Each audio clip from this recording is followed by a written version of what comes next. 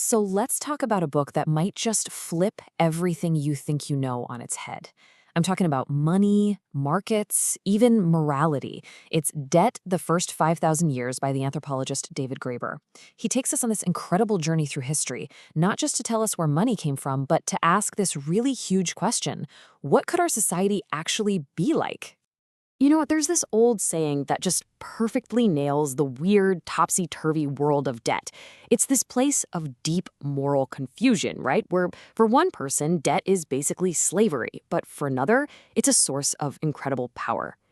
Graeber's whole point is that if we want to make any sense of our world today, we first have to unpack this confusion. And to do that, we've got to go way back.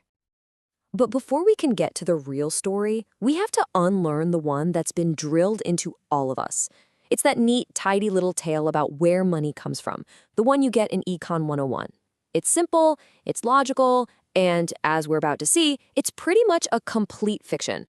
Okay, so here's the story you've probably heard a million times. It all starts with barter. You know, a baker wants shoes, so he has to find a shoemaker who happens to be craving a loaf of bread at that exact moment. It's super inefficient. Adam Smith famously called this the double coincidence of wants. So to solve this problem, humanity gets clever and invents money, something convenient like gold coins, to make trade easier. Then, way down the line, after society gets all sophisticated, we finally invent things like credit and debt. Makes sense, doesn't it?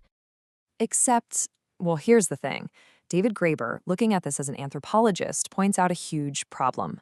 There is zero evidence that this ever actually happened. For the better part of a century, anthropologists have been looking for any society, anywhere that was primarily based on barter, and they've never found one, not a single one, which means the very foundation of modern economics is built on a myth. Okay, so if the whole barter myth is out the window, what's the real story? Well, this is where the anthropological evidence comes in, and it paints a picture that is so much more interesting and, frankly, more human. So you have to ask, right? If people weren't bartering for everything, how did societies even function? How did you get the things you needed before coins were a thing? Welcome to what Graeber calls the human economy. Instead of spot transactions, societies ran on these incredibly complex webs of relationships, of gifts, favors, and obligations. The currency wasn't gold, it was trust, honor, and responsibility. At its foundation was something he calls baseline communism. And look, this isn't a political statement. It's just the basic human principle that if your neighbor needs help, you help them, without expecting an immediate payback. Take the newer people. If you needed a tool or food, they'd just give it to you. But their cattle, their real wealth, those were sacred. They were part of their social fabric. You would never, ever buy or sell them. So when barter did happen, what did it look like? Was it a friendly exchange? Not at all. It was something you did with total strangers, sometimes even enemies. And it was tense, it was aggressive, full of haggling and suspicion. It was the absolute opposite of community building. So if money wasn't invented by friendly neighbors trying to trade chickens for shoes, where did it come from? This is where Graeber's argument gets really wild. He says money wasn't created to make trade easier. It was created by states to fund armies. To get this, you need to understand the credit theory of money. It basically says that money isn't a thing, like a gold coin.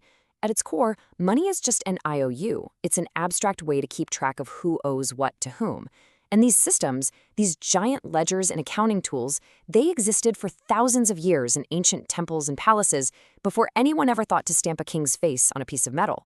And this leads to another huge, counterintuitive idea. We're taught to think of markets as these natural, spontaneous things, and the state as this artificial bureaucracy that interferes with them. But the history Graeber lays out shows the exact opposite. States and markets didn't fight each other. They grew up together, hand in hand. Graeber calls it the military coinage slavery complex. It works like this. Imagine you're a king. You need to feed and supply a massive standing army. How do you do it? Simple. First, you mint a bunch of coins and you pay your soldiers with them. Then, you turn to the rest of the population and you declare a new tax. And, surprise, surprise, it can only be paid in those exact coins.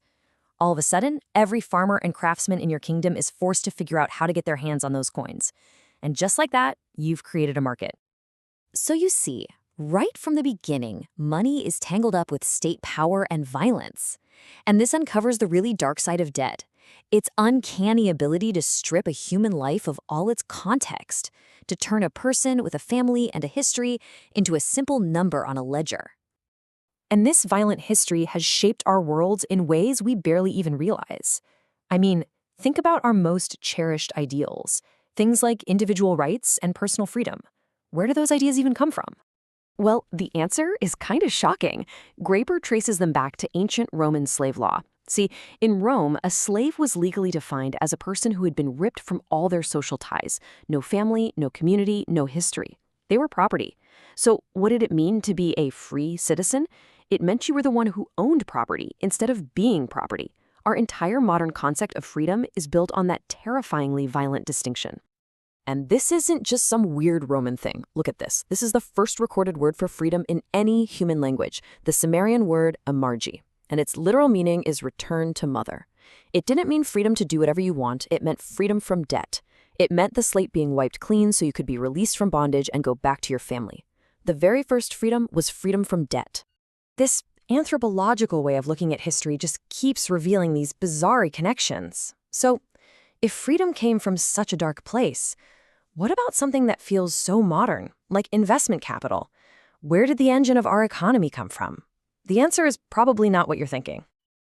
We can actually find its origins in the inexhaustible treasuries of medieval Chinese Buddhist monasteries. These were basically huge, collectively run funds built from donations. They would lend out wealth and generate returns, operating on a scale and with a logic that looks an awful lot like modern capital. It's just an incredible, unexpected piece of financial history. So, armies, slavery, ancient monasteries, why does any of this matter today? Because understanding this real history completely reframes how we think about student loans, mortgages, and all the debt crises that define our modern world. Think about that phrase we hear constantly. Surely, one has to pay one's debts. We treat it like it's a law of nature, an absolute economic truth. But Graeber's point is that it's not an economic statement at all. It's a moral statement. And it's a statement that has the power to reduce every complex human bond to a cold, hard calculation. And that really is the core of this whole book. Our ideas about debt aren't fixed. They aren't laws of the universe. They're stories. Stories we've told ourselves for centuries about who we are and what we owe to one another. The myth of barter, the sacred duty to pay a debt no matter the human cost, these are just stories. And by showing us 5,000 years of history, Graeber gives us the tools to see that we can actually tell a different story. The only question is, what new story are we going to write?